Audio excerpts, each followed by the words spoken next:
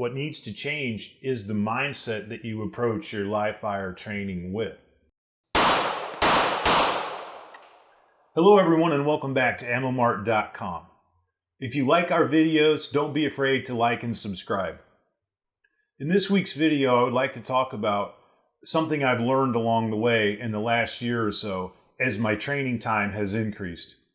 A typical day for me would begin with a morning dry fire session using my cell phone and a dry fire par timer we've talked about on the channel before, and then some live fire range time using a pack shot timer. In the interest of disclosure, I'm not sponsored by PAC, nor do I get paid by them. It's just the one I selected. I like it. It works very well. And then the evening concludes with another dry fire session using the cell phone. I've noticed kind of a nasty trend about my shooting of late, which goes something like this. When I'm on the live fire range using this, whether or not the dot or my sights are on the target, the gun goes off because I've actually built a clock in my head, depending on the course of fire I'm using, that tells me when the gun should go off. It's almost an involuntary response because I know elapsed time, need to fire. I can sort of control it if I concentrate hard enough, but I find it interesting that I don't usually sometimes have visual patience enough to actually come away with A-zone or acceptable hits.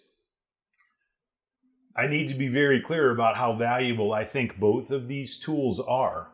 I don't know how past a certain point you would progress as a shooter without using both.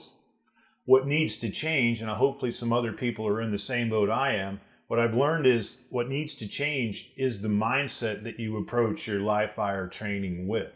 We've talked before about how we're quickly approaching a point of no fail, or as Chuck Pressburg calls it, or zero tolerance for missed shots, especially as a civilian everyday carry person.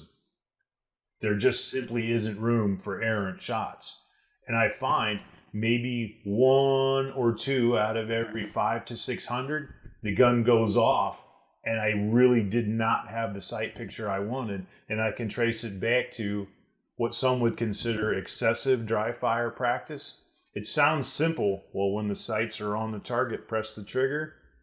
If you do a lot of dry fire and you do a lot with push it speed limits, where if things don't come out perfectly, you're not going to beat the time, the gun will go off on the range when you don't want it to. I will guarantee it. Hear me clear, I will guarantee it.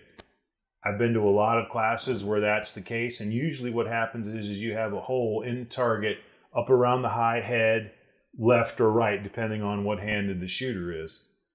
So, in conclusion, what I would like to say is these are both great tools. They truly are.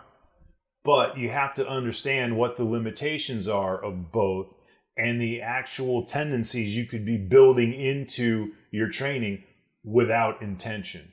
Some of the techniques that you can use to get away from that built-in time response is occasionally set your dry fire par timer up with some very conservative times. Don't always be in push it and have the obsession for speed, because that will bleed over onto the range. It's totally okay to slow things down and do everything correctly a lot. Some people will even tell you that if you slow things down, you actually go faster. I'm personally finding that to be the case. The issue is go slow enough but fast enough, because I'm the type of shooter, and I suspect other people are too, where they always make the time. Now they need to have a higher standard of accuracy as they train, whether with a dry or a live gun.